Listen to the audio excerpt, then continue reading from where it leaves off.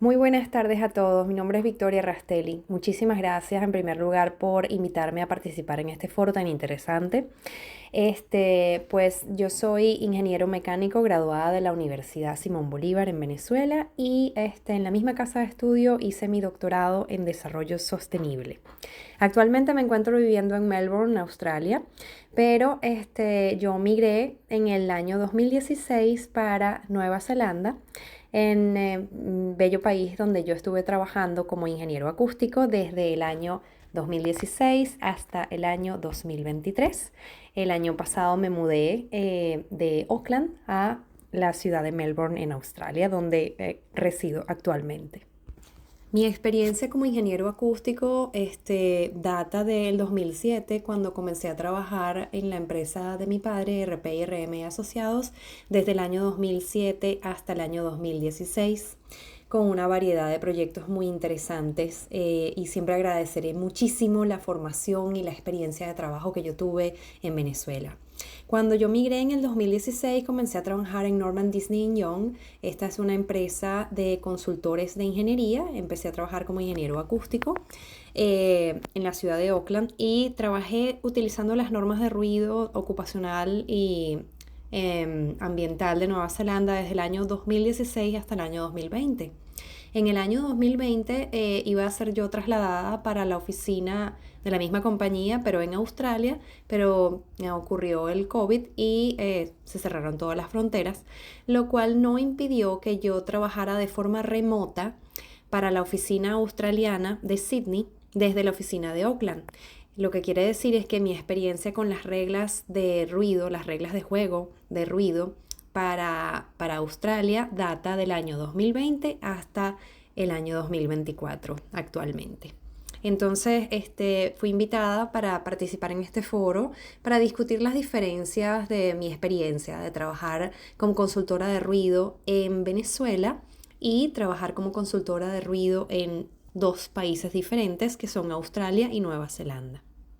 La primera impresión que me gustaría compartir con el foro es las diferencias entre la cantidad de consultores acústicos que existen en Venezuela y la cantidad de consultores acústicos que existe actualmente en Nueva Zelanda y en Australia.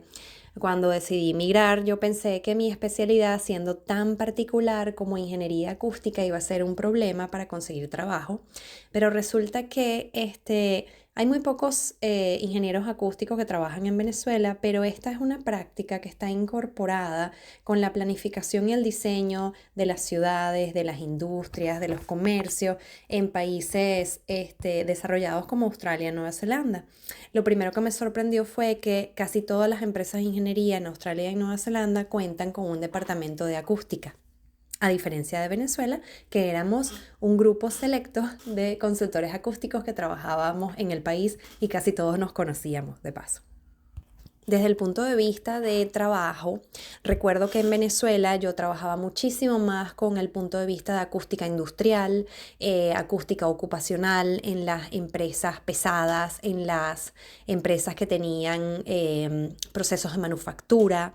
Y desde el punto de vista urbano, cuando trabajaba con las ciudades, yo trabajaba con los municipios y con las gobernaciones, pero llevando el caso de denuncias de ruido. Esto quiere decir cuando ya el ruido es un problema, cuando ya los vecinos se están quejando por un problema de ruido de una determinada empresa o de un determinado comercio o de un determinado nuevo desarrollo que está haciendo ruido y está impactando la calidad de vida de las personas.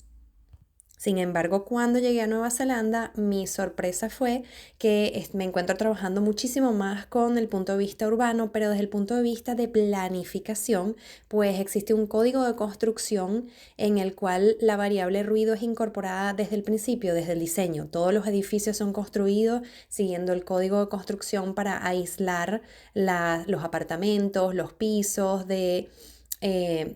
manera que los vecinos no escuchen a los otros vecinos y cada nuevo proyecto para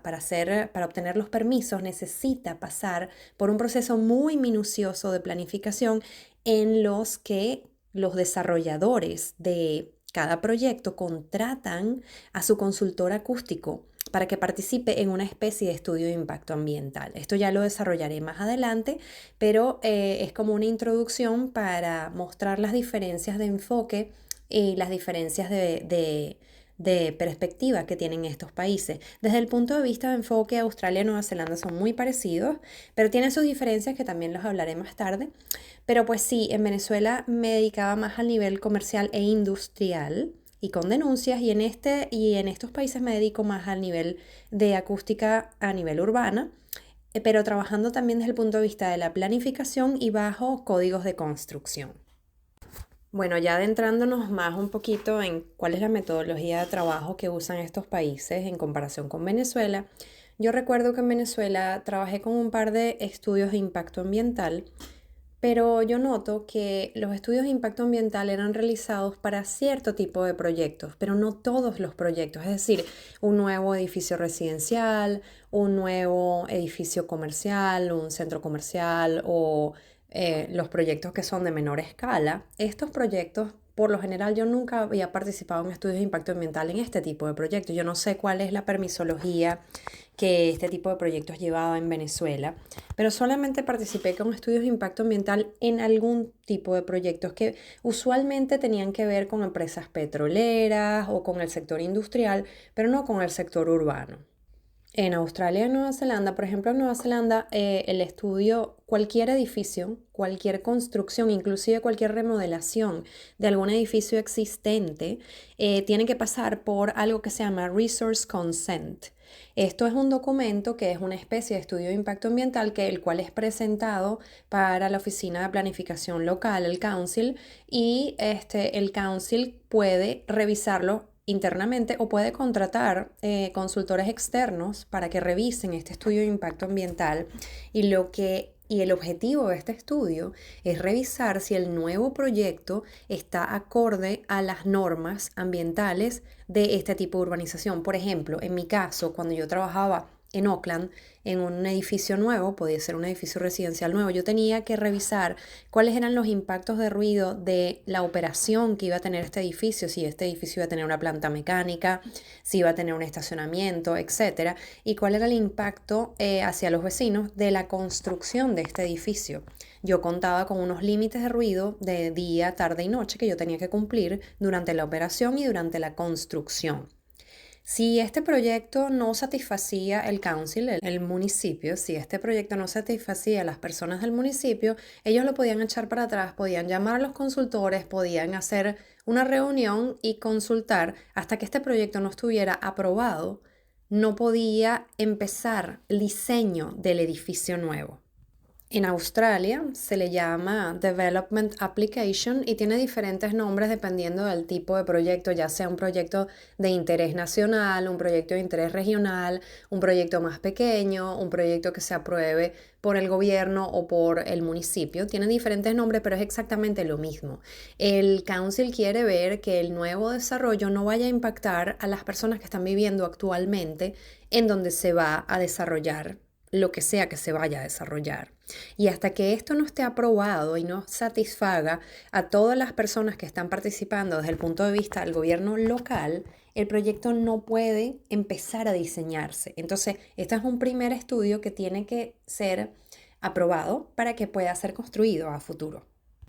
Luego, como es lógico que los proyectos cambian, que los diseños cambian, si hay diseños, después que un proyecto ha sido previamente aprobado, que empieza a hacer el diseño, si el diseño tiene muchos cambios, estos cambios tienen que ser también introducidos como un documento en el council y el council lo tiene que volver a revisar para aprobarlo. Esto es para convertir el ruido ya no en una consecuencia, sino planificarlo bien y que siempre van a haber imprevistos a futuro, siempre van a pasar cosas que no planificamos, pero si tenemos un enfoque preventivo en vez de un enfoque correctivo, es mucho más armónico a futuro, que es lo que yo he visto con los proyectos, porque ya he trabajado acá muchos años, entonces ya veo los proyectos que han sido diseñados, que han sido construidos, que han sido finalizados y veo cómo son incorporados en la ciudad de una manera más armónica. Y resulta que, bueno, también hay denuncias a futuro, pero son mucho menos que las denuncias que yo trabajaba cuando trabajaba en Venezuela, porque realmente en mi experiencia yo nunca participé en un estudio de impacto ambiental de algún edificio en una ciudad, por ejemplo en Chacao o en El Hatillo o en un municipio Libertador. Nunca participé con estas cosas porque realmente yo no sé si nuestra legislación a nivel local incluye este tipo de permisología para todo tipo de proyectos. Desde el punto de vista de la metodología, en Australia y Nueva Zelanda de estos proyectos, ya sea el Resources Consent o el Development Application, hay dos enfoques diferentes y he tenido la gran dicha de trabajar con los dos enfoques distintos, así que les puedo hablar un poquito de los pros y de los cons. Por ejemplo, en Nueva Zelanda tenemos el Resources Consent, pero nosotros trabajamos con límites de ruido fijos. Es decir, dependiendo de la ubicación de nuestro proyecto, nosotros tenemos unos mapas virtuales de los diferentes municipios del país en los que te indican qué tipo de zona tenemos para nuestro proyecto y cuáles son las zonas que están al lado de nuestro proyecto. Los límites de ruido que va a tener nuestro proyecto durante su operación y su construcción dependen del tipo de zona y son límites fijos. En lugar de en Australia, cuando trabajamos con esto, lo que nosotros hacemos es que los límites no son fijos. Los límites dependen del ruido de fondo que ya existe en el lugar. ¿Cómo se hace? Cuando nosotros vamos a tener un nuevo proyecto, lo que nosotros hacemos es que enviamos a nuestros ingenieros y ponemos unos acoustic loggers, unos monitores acústicos ambientales, que son básicamente unas cajas con unos micrófonos que ellos están continuamente registrando el ruido que tiene esa zona donde nosotros vamos a desarrollar nuestro nuevo proyecto. Entonces, la regla dice que debemos dejar el monitor acústico aproximadamente por 2 semanas, pero también depende de las condiciones climáticas del área. Si tenemos mucha lluvia, si tenemos mucho viento, lo vamos a tener que dejar más tiempo. ¿Cuál es la idea? El monitor acústico va a capturar el ruido de fondo de día, tarde y noche durante 2 semanas. Durante el clima favorable va a capturar el ruido de fondo que estas personas que viven alrededor del proyecto tienen y el límite de ruido para el horario de día, tarde y noche que nosotros vamos a tener que cumplir dependerá de qué tan callado o qué tan ruidoso sea el lugar donde nosotros vamos a desarrollar. Viene la parte interesante de analizar qué será mejor. A mí me han hecho mucho esta pregunta y realmente yo no sé qué contestar, porque por un lado, el enfoque de Nueva Zelanda con los límites fijos es muchísimo más fácil de usar, pues uno no tiene que ir al lugar, tomar mediciones de ruido, sino que tiene que ir a los mapas virtuales, tiene que ver dónde está el proyecto ubicado, cuáles son los límites y es más fácil empezar a calcular todo. Pero cuando uno está basado en los límites que están basados en el ruido de fondo, es como más realista, es más justo. Esta es la palabra que estaba buscando. Porque uno puede tener límites de ruido fijo, pero esto conlleva a que las áreas de la ciudad son áreas cambiantes. No puede ser el mismo límite hoy que dentro de 10 años, porque las cosas cambian y las zonas se vuelven más calladas o más ruidosas o las zonas son diferentes. Entonces yo creo, honestamente como profesional, que trabajar con límites de ruido que están basados en el ruido de fondo actual es muchísimo más realista y es más adecuado a cuáles son las características de la zona. Yo entiendo que desde el punto de vista de la practicidad, trabajar con los límites fijos es más fácil, pero yo creo que lo correcto es trabajar con los límites del ruido que realmente existe. Ahora, ¿cuál es el otro problema? Cuando uno utiliza los monitores acústicos, tiene el problema de que tenemos el clima, que no siempre juega a nuestro favor. Tenemos que alquilar o comprar este equipo que no es para nada barato y lo tenemos que dejar amarrado, ya sea con unas cadenas y unos candados a sitios públicos o a sitios en los que ellos pueden ser vandalizados o inclusive ser robados, porque ya me ha pasado, porque también pasa en este tipo de países. Entonces, tenemos la variable clima, la variable seguridad y la variable costo. Es muchísimo más caro para cada proyecto tener que llevar un monitor de ruido ambiental, un ingeniero, instalarlo, dejarlo rodando y después irlo a buscar después de 2 semanas de chequear las condiciones climáticas del sitio, después desinstalarlo y bajar toda la data y trabajar con esa data de ruido. Mucho más caro, pero a mi juicio profesional te da una picture, te da una idea muchísimo más realista de cuál es el ruido que ya existe en el sitio donde nosotros vamos a desarrollar, tal que el desarrollo que vayamos a hacer vaya en consonancia con este sitio. Un poquito para recapitular, en Venezuela nosotros trabajamos con el decreto 2217 que tiene límites fijos o las ordenanzas municipales, por ejemplo en el caso de Baruta recuerdo y en el caso de Chacao, que era el municipio con el que yo más trabajaba, nosotros trabajamos con límites fijos aquí. Una vez que nosotros analizamos cuál es el impacto de ruido y vibraciones de la construcción y la operación de cualquiera de nuestros proyectos en lo externo, es decir, en nuestros vecinos, también hay un aspecto muy interesante que me causó muchísima impresión cuando empecé a trabajar en Nueva Zelanda y es el aspecto del ruido interno. ¿Qué es lo que ocurre, por ejemplo, en un edificio de apartamentos? ¿Cómo diseñamos nosotros las paredes que separan los apartamentos en un mismo piso? ¿Y cómo diseñamos los pisos que separan los apartamentos que están arriba, unos arriba de los otros? Hay un código de construcción y hay una cláusula de acústica en el código de la construcción para las paredes que separan apartamentos y para los pisos que separan los apartamentos. Y también se aplica, por supuesto, a las casas que tienen paredes contiguas, por ejemplo, que la llaman terraces house. Estas paredes y estos pisos tienen que cumplir con un mínimo nivel de aislamiento de ruido para que uno no escuche a sus vecinos conversar, gritar, cantar, tener una fiesta, lo que sea. Y me pareció muy interesante porque yo jamás había hecho esto en Venezuela. Cuando a mí me preguntaron cuál es el código de construcción en Venezuela, cómo ustedes incorporan el ruido en el código de construcción residencial en Venezuela, yo no tenía cómo responder esta pregunta. Hay dos variables en esto.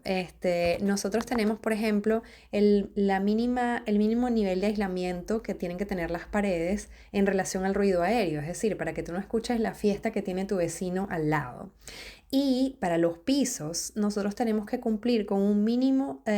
nivel de aislamiento de impacto entre los diferentes pisos del edificio. Es decir, si yo quiero colocar en mi apartamento pisos de parquet, porque a mí no me gusta tener una alfombra, pero a mí me gusta mucho usar tacones, yo necesito diseñar ese piso de parquet para ponerle abajo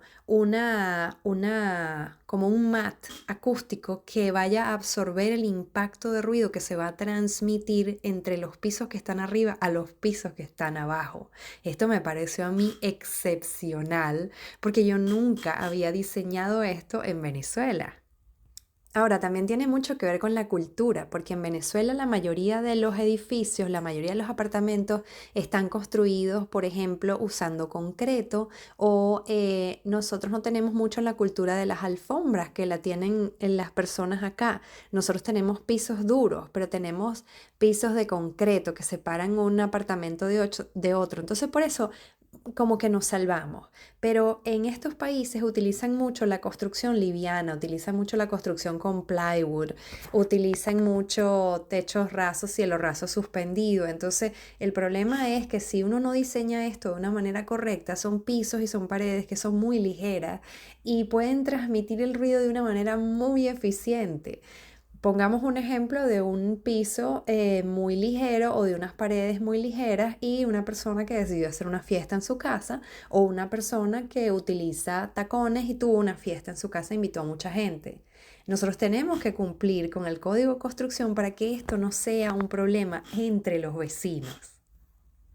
Nuevamente, Australia y Nueva Zelanda tienen ambos un código de construcción que es muy parecido, tienen diferencias en los niveles que son permisibles, pero otra cosa que me parece muy interesante resaltar en este foro es que nuevamente las metodologías son diferentes entre estos países. En Nueva Zelanda, una vez que se diseña, el código tiene que ser probado con pruebas acústicas en sitio, es decir, uno tiene que contratar al ingeniero acústico cuando termina el edificio para que nomine muchos espacios de manera aleatoria en un edificio, nomine espacios entre apartamentos, haga las pruebas por lo menos al 10% de los apartamentos del edificio y estas pruebas pasen el código de construcción.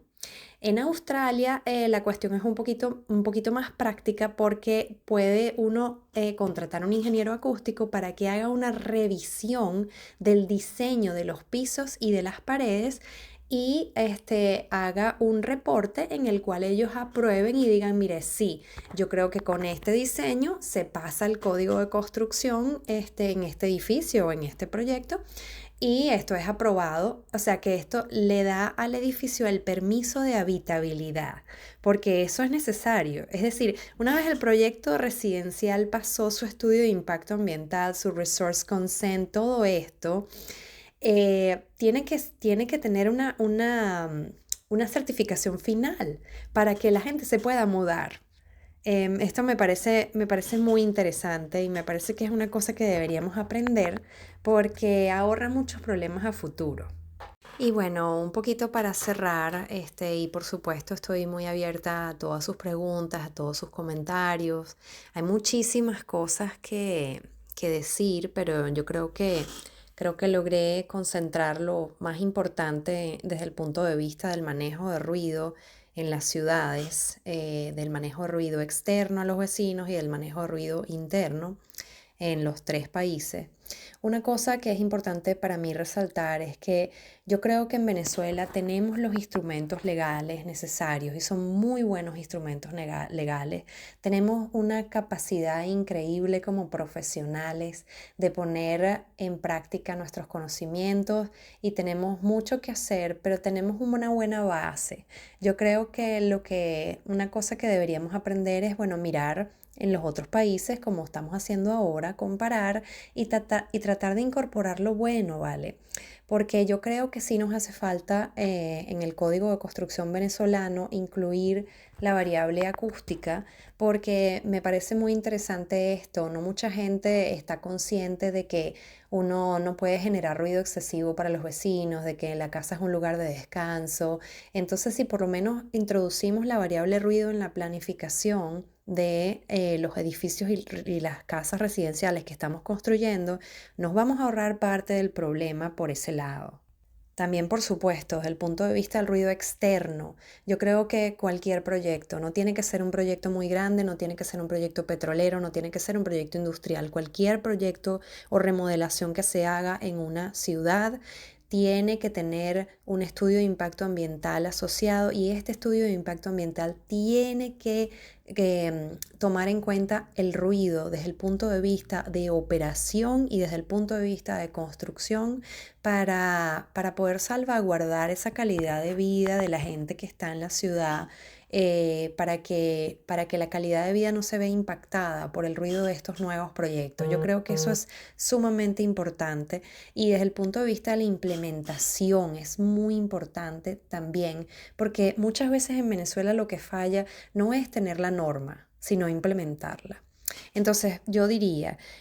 hace falta reforzar el ruido desde el punto de vista de la planificación y en el código de la construcción y también hace falta reforzar la manera en que nosotros vamos a implementar esto. Las alcaldías no tienen que tener 10.000 profesionales diferentes que sean capaces de aprobar los proyectos, pero las alcaldías pueden contratar los externos, como hacen estas personas, porque las alcaldías aquí no tienen un ingeniero acústico todo el tiempo. Algunas sí lo tienen porque son muy grandes y tienen bastante presupuesto y tienen un ingeniero acústico que revisa la parte acústica de los proyectos para poder dar permiso. Pero las alcaldías más pequeñas no tienen ese tipo de ingeniero y lo que le piden al desarrollador es, mira, tú vas a buscar un consultor acústico independiente que no sea el mismo que trabajó en tu proyecto y ese consultor acústico va a revisar el proyecto y me va a decir a mí si está satisfecho con él o no.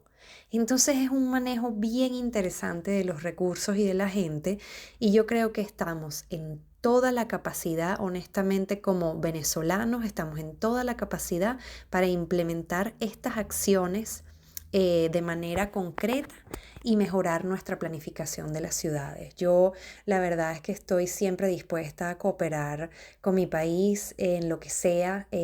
siempre y cuando yo pueda con mi tiempo y de verdad estaría muy dispuesta a cooperar con gobiernos locales para ayudar. Nuevamente doy las gracias por esta invitación, me parece maravilloso lo que están haciendo y mis servicios de consultoría siempre están a la orden para mi país porque no importa donde yo esté, yo siempre voy a ser una orgullosa venezolana formada en Venezuela y siempre estaré dispuesta a hacer lo que sea para dejar el nombre de mi país en alto y para ayudar al futuro de mi país. Muchísimas gracias a todos y estoy aquí en WhatsApp y en Telegram dispuesta a responder cualquier tipo de duda que tengan. Gracias nuevamente, muchos saludos.